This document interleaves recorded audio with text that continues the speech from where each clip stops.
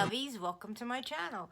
For those of you who are returning, thank you. And for those of you who are here for the first time, I'm Gina. So today we're going to do such a fun upcycle DIY. I said fun, but I didn't say easy. It's probably the hardest DIY I've ever done. I got to the point where I wanted to quit, and then I said, no, I'm committed. I got to do this. I got to go through with it. I could do this.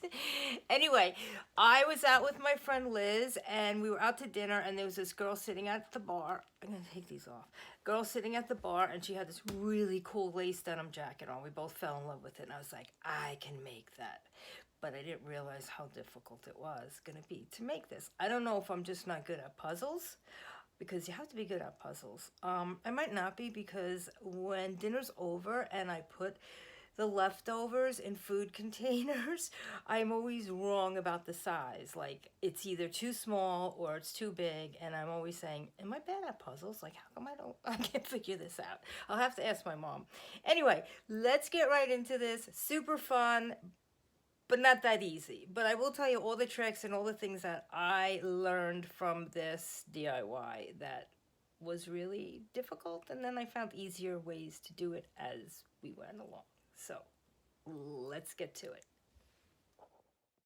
Okay, for this DIY, run to your thrift store and get a denim jacket if you don't have one in your closet somewhere. You're going to need scissors, lace fabric, and Fabri-Tac glue. You can use Fabri-Tac or Fabri-Fix. The difference between the two of them is Fabri-Fix is for fabric. Fabri-Tac will work on any kind of material. Either one is great, the best glue to use. And you're maybe going to need bias tape. I was using bias tape when I first started this, but then as it went along, I realized cutting strips of the leftover denim looked nicer. Okay, here we go. Here is my denim jacket. It was $10.99 in my thrift store. It was 30% off that day, so I got it for, what, $8, between $7 and $8? Okay, the first thing you're going to do is you're going to cut out each of these panels. When I say panels, I am talking about the piece of fabric that's between all the seams. You're going to leave a 1/2 inch of the fabric along the edge of the seam, because we are going to make that fray. It's time to cut. The first panel I cut out was the largest panel, the panel in the back. That is most of your back. And as you can see, I am leaving a 1/2 inch of fabric along that seam there, because we are going to chop, chop, chop and make it fray. Okay, first piece removed here. So one thing that I did not do when I first started this, and I advise you to do it from the very beginning, is mark these pieces. This is your pattern that you're going to use to place on top of the lace to cut out. So please mark them. It will make it so much easier. I used a piece of, painter's tape, and I just wrote right, left, back, front, whatever it was, arm, sleeve. So now that 1/2 inch piece here, you're just going to make slits in it all around every single one of them. As you can see, I'm getting somewhere here. I cut a few of the panels out already, and I am making those little slits for the fringe. After you cut all these panels out, you are going to put this in the washing machine and the dryer, because we want to pre-fringe it. The only panel I kept was this one, the one attached to the front pocket, and the ones attached to the button and the buttonholes. Everything else went. Even the side pocket, cut it out. So here's what it's starting to look like. It's kind of, we're getting to the cage, as I kept calling it. I kept calling it my jacket cage when it was done. I'm sorry I'm so nasal. This is like week 3 of a cold, and it just is lingering. Okay, so what do we got left here? We have the bodice, and we're going to cut this out. And now I took my rotary cutter for this one. I used my scissors for all the others, but I decided to use my rotary cutter on this one. You don't need a rotary cutter. I guess I was getting lazy and I realized that my blade wasn't even that sharp because I had to grab my scissors anyway. Working on the sleeves was the hardest part of this DIY. So you're going to cut out the panels on the sleeve. You're going to get 2 of them. Well, on this jacket, you're going to get 2 of them. Remember, you're keeping all the seams. So even though this is not the double fold seam that you see all over denim, this is just where the sleeve is attached. You still got to keep that. You got to keep it or you're going to completely lose the sleeve. And I've said it before, and I'm going to say it again. Mark your pieces. Put a piece of tape on it, right arm, left arm. It's really going to help you out with this DIY. Leave the cuff. If you don't leave the cuff, you're not going to have a sleeve. Leave the cuff. I'm sounding really bossy, but I want to drill it in your head so that you do this right the first time, because it wasn't easy.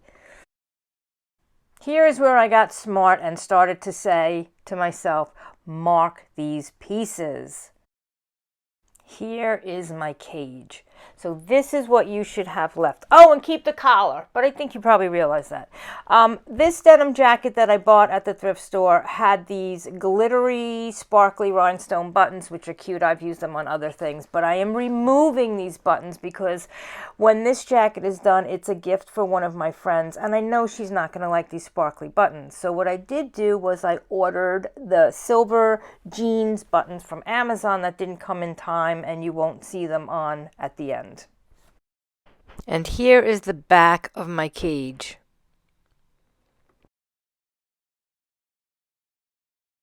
Now I took it and I threw it in my washing machine, but I put it inside a pillowcase to wash it because with all these strings, I figured it's going to get wrapped around the centerpiece in the washing machine and it might rip apart. So I stuck it in there and watch what it looks like when it comes out.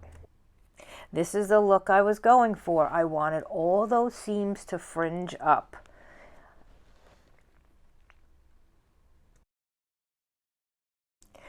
Iron the fringe because it will make your life so much easier while you're doing this. Now place your pattern pieces, that's all the little pieces of the denim that you cut out, onto your lace fabric.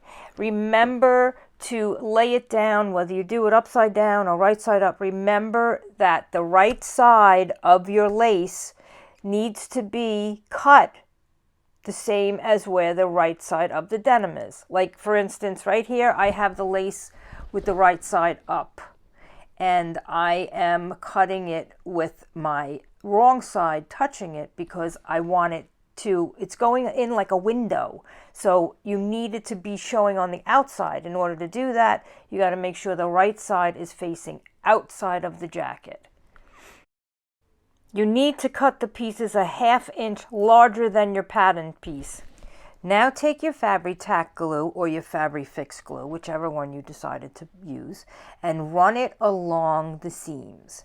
You're going to run that glue along all the seams and you're going to lay the lace in the open window with the right side facing out because that's what you want people to see, the right side. So here I am doing the top of the jacket and I am just placing it in position.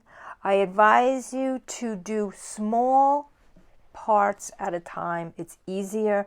In some areas I would put the glue along the entire opening and then some I would do little pieces at little sections at a time, like with the sleeve. The sleeve was a little harder, so that's the way I felt was easier to do the sleeve.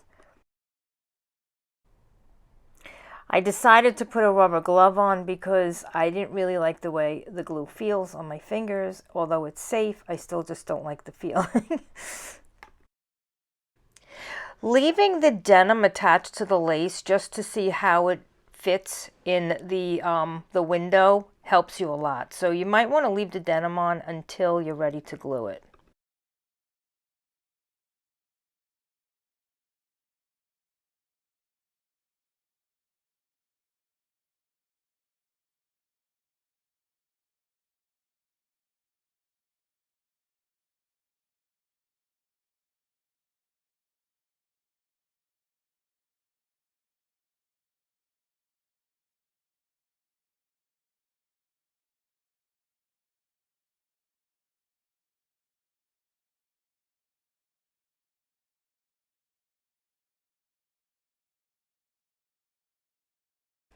You can add strips of bias tape on all the seams.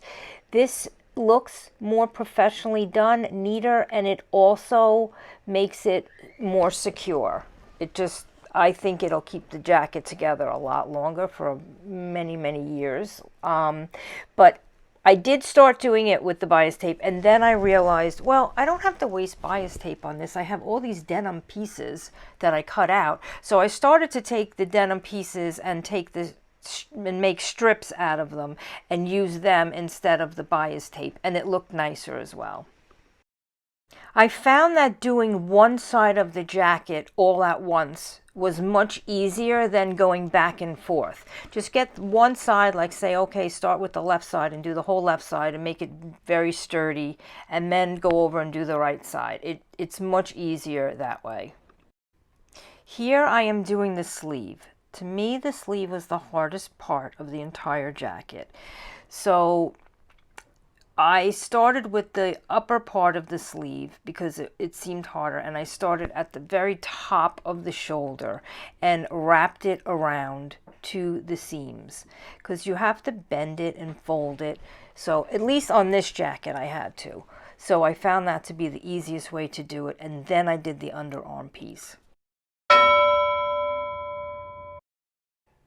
If you are digging this video and you want to see me do more of these DIYs, please give me a thumbs up, comment what you loved about this DIY, and please consider subscribing. So here I am coming down to the finish line. The only thing I have left to do here is the underarm piece of the arm, and it took me 3 days. Well, that's because of my life, but you know, after you do a panel, it takes an hour for it to really set, but I would give it about 20 minutes and then work on another piece. Even if it was just a little tacky, it was still good to go. So here is the final results of this jacket.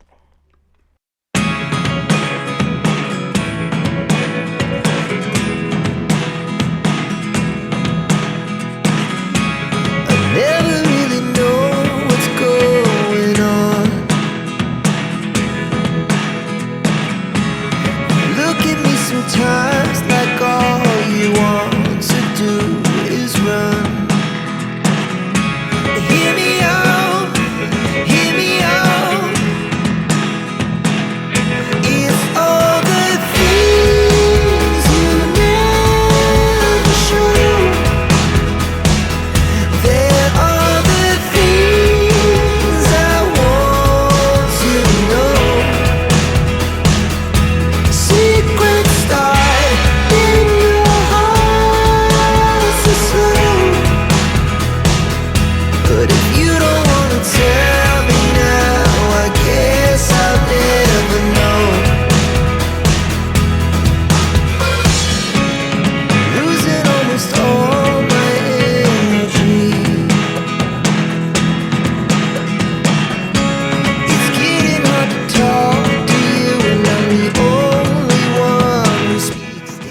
Thanks for watching.